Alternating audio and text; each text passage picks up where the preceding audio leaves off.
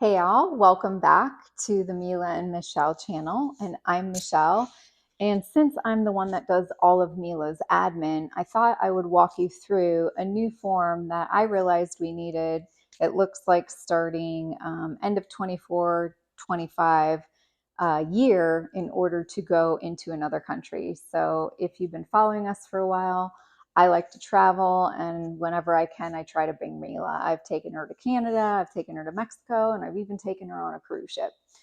So I am booking our annual friends girls trip to Mexico. And what I realized was when I booked the ticket and added Mila on it, it said I needed to fill out a form through the CDC, which is an import form. So basically, I'm exporting Mila because she is a live animal when I go to Mexico, but when I come back, there is an import form and the airline is requiring it now. So with that being said, I'm going to take you behind the scenes on my computer so I can show you this form. Make sure to fill it out. I would definitely, when I travel, I have everything electronically in a PDF. And then I also have everything printed out. Yep, old school, I know. I went on the printer, on the computer, printed everything out, and I have a whole folder for Mila when we're traveling. So hopefully this helps you if you're considering and booking a plane ticket to take your dog out of the country. It is something I just stumbled upon and learned on my own, but obviously make sure to meet with your vet or your dog trainer or an organization that helps with that to support you. In addition to that, when I book a plane ticket for Mila out of the country, I also book her health certificate meeting with our vet. So, not all vets issue international health certificates. So, it's really important to make sure that you find a vet that does health certificates. There's a few different kinds of health certificates that I've found.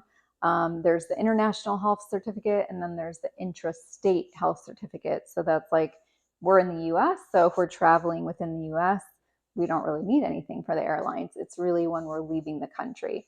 But Mexico is pretty cool, and they don't require the full blown international health certificates where you have to have the rabies favin and other tests that I've talked about in other videos. So make sure to check the CDC form, get it filled out before you go on a trip, especially probably if you're going by air. These airlines are probably going to ask you for it. So I'll show you the form.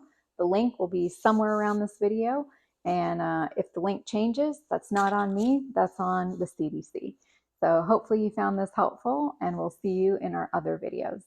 So here is the form that you need to fill out if you are taking your dog outside of the country and then returning. This looks like it's a brand new requirement with the airline that I just figured out because I'm booking a trip for 2025.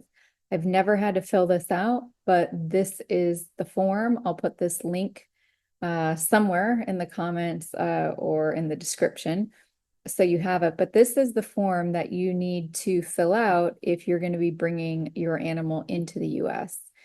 And anytime you bring an animal into the US, from what I've learned from my own experiences, and again, you can talk to a trainer and your veterinarian, but you are now called an importer. So this is the form that I had to just fill out recently for traveling to Mexico. And so, has your dog been in a country that's been considered high risk? I mark no. And then basically you just fill out all of this information. If you're the owner of your dog, then you would put owner. You have to put your passport number, and then also all of the markings. And then are you traveling by air, sea, or land? So if it's air, you have to put the departure date, sea, departure date, and land also. Again, I just needed this to take Mila to Mexico. So this looks like it's a pretty new requirement as of recent, because in the past when traveling for the last 2.5 years with her, never had to do this. And then basically you fill this out and then it sends you an import form in a PDF that you can provide to the airline, or you can provide, I would probably keep a PDF copy, and I'm going to have a printed copy that I take with me. And this is what I also had to provide to the airline. So this dog import form was totally new. I never seen this before, but it looks like this expiration date is May 31st, 2027. But again, if you're ever confused, you can always ask the CDC and go or call this phone number. So again, this is a form that you would need, my guess is probably now to go to Canada too. I haven't been to Canada with her in about a year, but for other countries, you can check out our other video because it's much more complicated. And I go into pretty in-depth description of what we had to do in order to get to the Bahamas and making sure you have the FAVN test. But this is the biggest thing is the risk for rabies. So any high-risk countries, if you're wondering what they are right here listed. So if you take your dog to any of these countries, they're going to have probably some special testing that's required. So Mila and I will never be going to any of these countries. There's quite a bit. Yeah, it's a long list. But I'm glad that Mexico and Canada are not on this list in most of Europe, so we're in the clear.